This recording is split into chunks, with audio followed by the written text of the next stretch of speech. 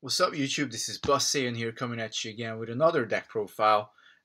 Again, we're looking at Magic the Gathering. The modern format is close to my heart, so I'm going to share with you my control deck. It's a Mardu Control. Um, I've built this deck knowing there was a Mardu deck out there, Mardu Control deck out there. I had I had very little idea of how it looked like, and then I built this deck, and I found that I basically have managed to build the spit image of the deck that was out there already. But to be honest, Mardu is such a nicely balanced color that if you don't like to play counter spells, which I don't necessarily do, um, you might just end up in Mardu if you can't afford Jund. And I can't afford Tarmogoyfs. Um, so there I was contemplating what to do, and I've ended up building this deck. So let's jump right into it. And I'm going to start with the one drops, and those will be hand destruction cards. I run two Thought Seizers. The reason why I do run only two is because of the life loss. I do lose quite a lot of life in this deck.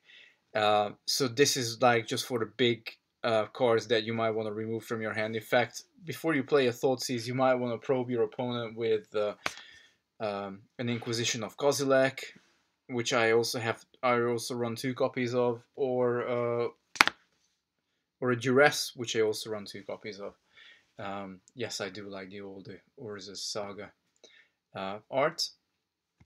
So this is my hand destruction package that I run in this deck. It's quite versatile. I do kind of like this 3x2 sort of setup. It works. Then, because you run red, you probably run Lightning Bolt, whatever deck it is. Alright, okay, there are exceptions, but in a control deck, you definitely want Lightning Bolt. Obviously, it's one of the best. It is the most played card in Modern. It's a fact. So I have 4 copies of it here. Nice and foily. Then I run 4 copies of Path to Exile. The FNM promo, by the way.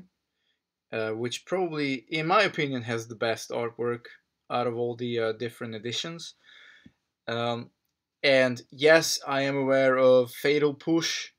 At the moment in time, I don't want to change this deck with Fatal Push in mind. I like the Exile ability. I don't really have a big issue with the with giving my opponent an extra basic land. A lot of people only run one basic land anyway, so the rest of your Path to Exile copies will be just straight up exile target creature. Um, and I just love this card. It kind of works nicely with the color balance that's going on in this deck as well. So we'll keep 4 Path to Exiles, and we'll keep 4 copies of Lightning Bolts as well. Down to the 2 drops, I run 2 Lightning Helixes just for the life gain, really. And I run 2 Terminates. I like Terminate. I used to play Terminate when I was 14 playing Magic. In fact, this is one of my first cards that I had. I think I cracked this in an Invasion booster. So yeah, 2 copies of Terminate. Again, you would be surprised. It is the most unexpected situations when you actually use the "it can't be regenerated" ability that this card also gives you. I run 1 copy of Colligan's Command. It's just such an overall versatile card. I love Colligan's Command. The fact that you get to choose 2 abilities for the straight up 3 mana cost, and they're all relevant. They're just all relevant. Yeah, I just like this card. There's nothing more I can say about it. If you don't know Colligan's Command, for a colorless, a black, and a red mana, you can choose 2 out of the following abilities. Return target creature card from your graveyard to your hand. Target player discards a card that on instant speed destroy target artifact, so main deck artifact hate, or Colligan's Command deals 2 damage to target creature or player. So yeah, top choice. Right, now, the main reason running white and black in this deck are Lingering Souls. Lingering Souls is a great card. Um, you can discard it because I do have a Liliana in this deck. But if you don't discard it, but your opponent discards it for whatever reason, you can still flashback it. Um, and one card giving you 4/1/1 flyer spirits, it's epic. The amount of times this card won me games is I don't even know. I couldn't count them up. Then I run one main board, Painful Truths.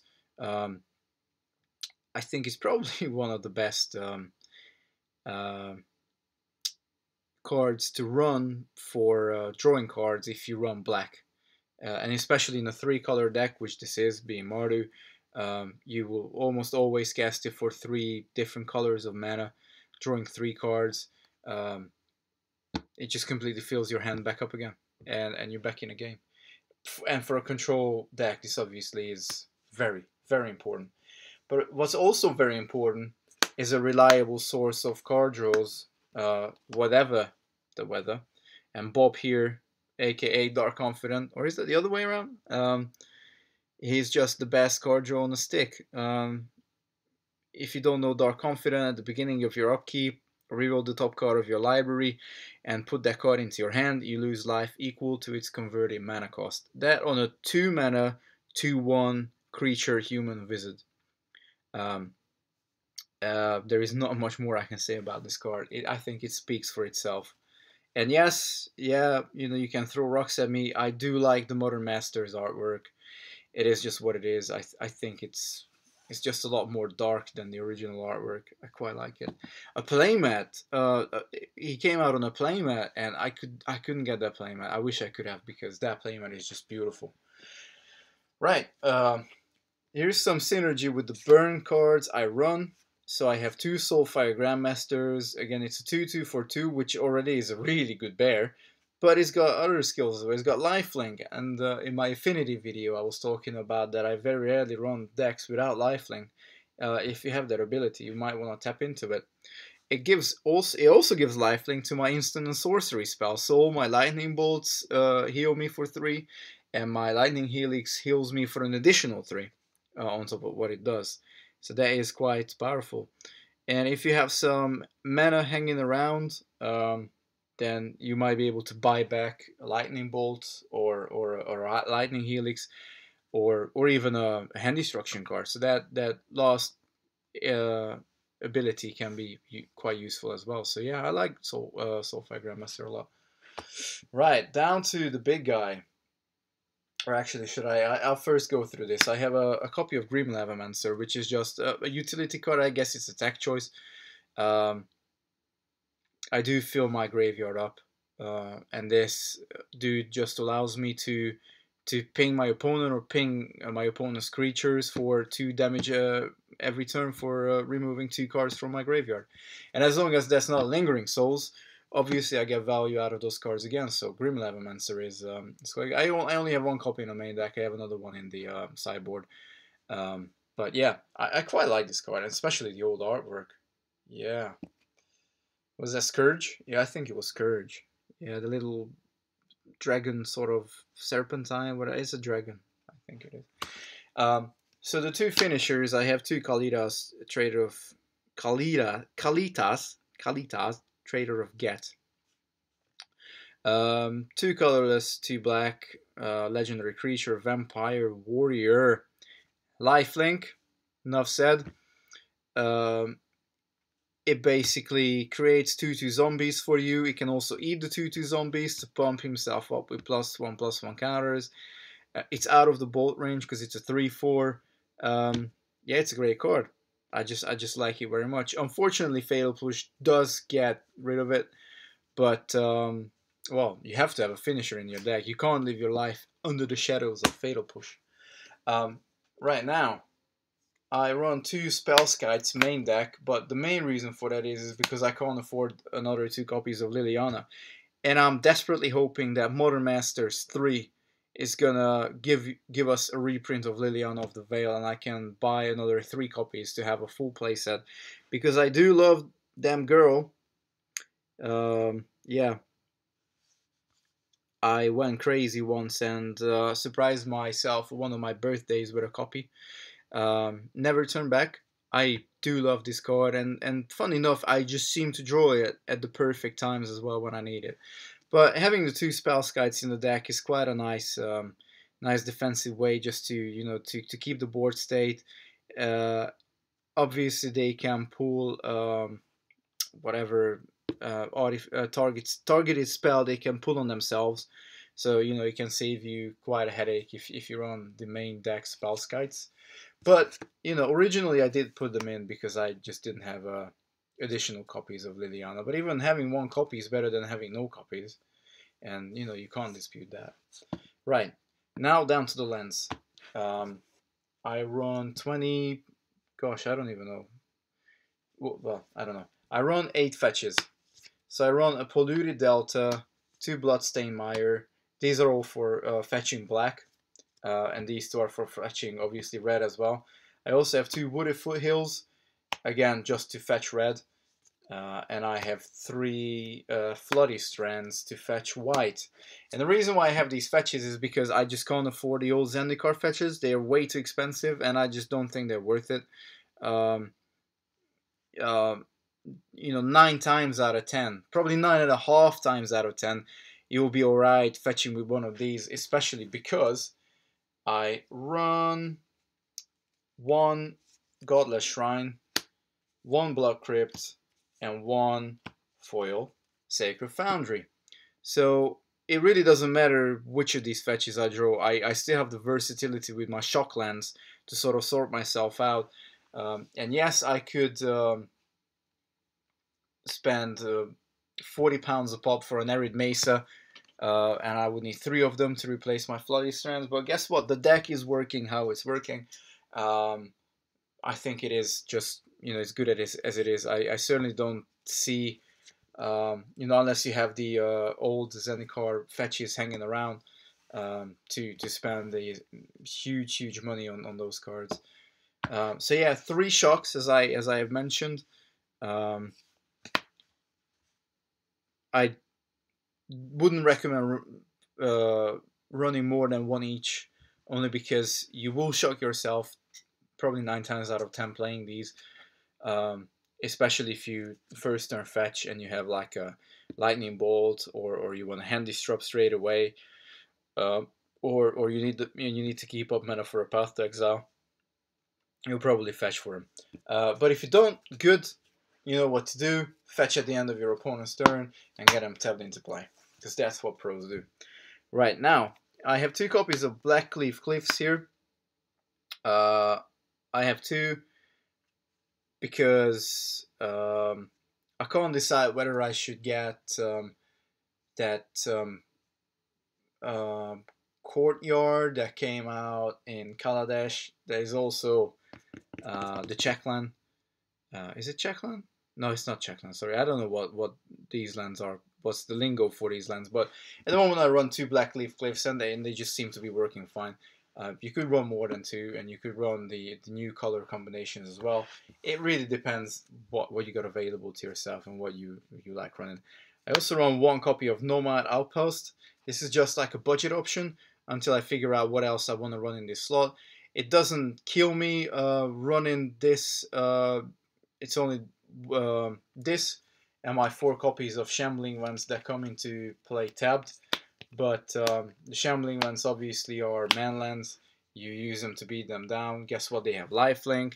Who knew? But I kind of like Shambling Ones, but I don't know if you need to run 4 of these. So I might be able to drop this and maybe run that. I don't know what it's called, the Courtyard, which is the same as the Blackleaf Cliffs, but it taps for black and white. Certainly could replace a Shambling one for one of those. But this is the setup at the moment. It kind of works. I really don't have any problems with it. I run a copy of Ghost Quarter. It's nice to have the ability to remove a pesky land. It might be that you remove an Urza's Tower, which just disrupts your opponent's Tron. Or it could be like for whatever is really bugging you. Ghost Quarter can just be your way out of it. And then down to basics, I run 2 swamps.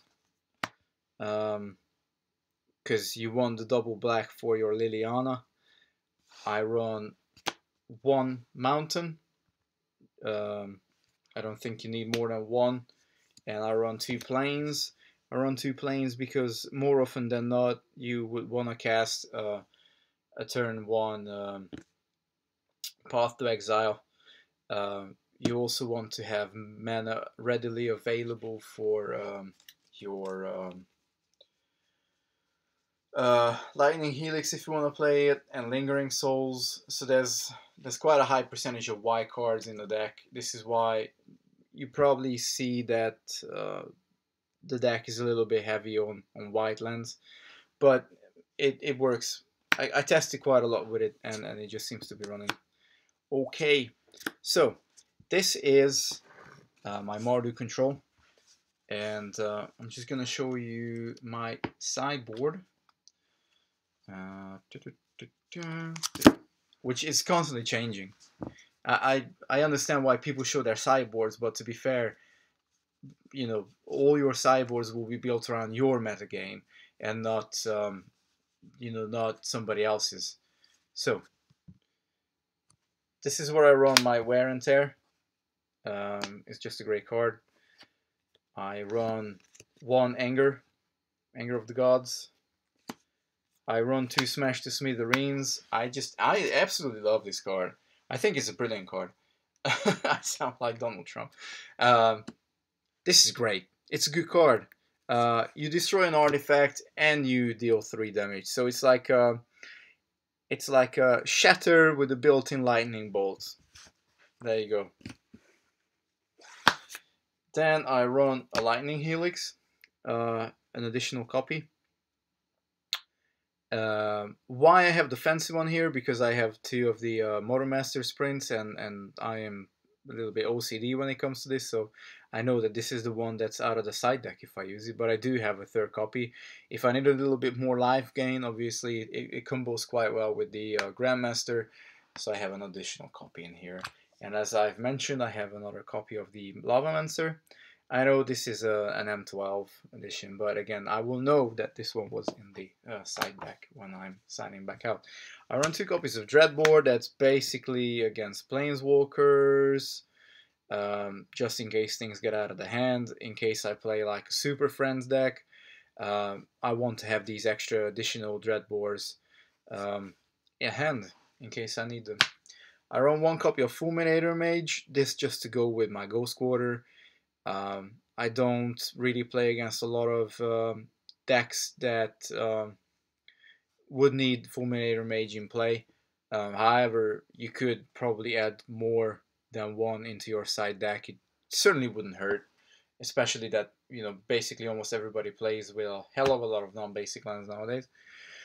I run 2 Mana Tides, which is the modern what you call it? Force Spike. Yes, I think it's Force Spike, isn't it? Is it? I don't know. I used to be an old blue card for 1 blue mana that counters target spell unless this controller pays 1. This is basically the same, and it comes out from Planar Chaos. This is why it ended up being white. But it's such a great counter, and so many people aren't aware of this card. Now the reason why I run this in my side deck is because, and not in the main deck, is because a lot of the times I find having straight up removal more useful than having a counter that can be, the opponent can pay for it. So it's great early game, or it's great when they tap out for like a big creature, but other than that, you will probably be,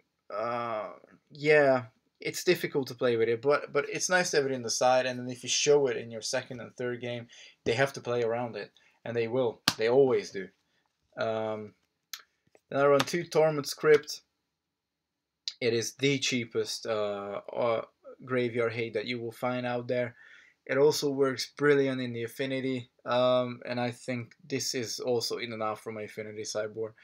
But now I'll definitely still keep it in because Dredge, it hasn't gone. It was nerfed a little bit, but people will still play Dredge. You know, don't think that's not gonna happen. And then I run two needles um, for again anything that might needs to be um, needled. And that's it. That concludes my side deck. This ended up being like a 20-minute video. I'll still upload it because my thoughts are that you don't really have too much content on real paper Magic the Gathering on YouTube nowadays, or even if there is, it's hidden. So there you go, YouTube. I hope you've liked this video. Please like, share, subscribe. If you didn't like it, you can unlike, but I hope you did like it. So this was my Mardu Control deck. I hope you enjoyed it. Bus saying out.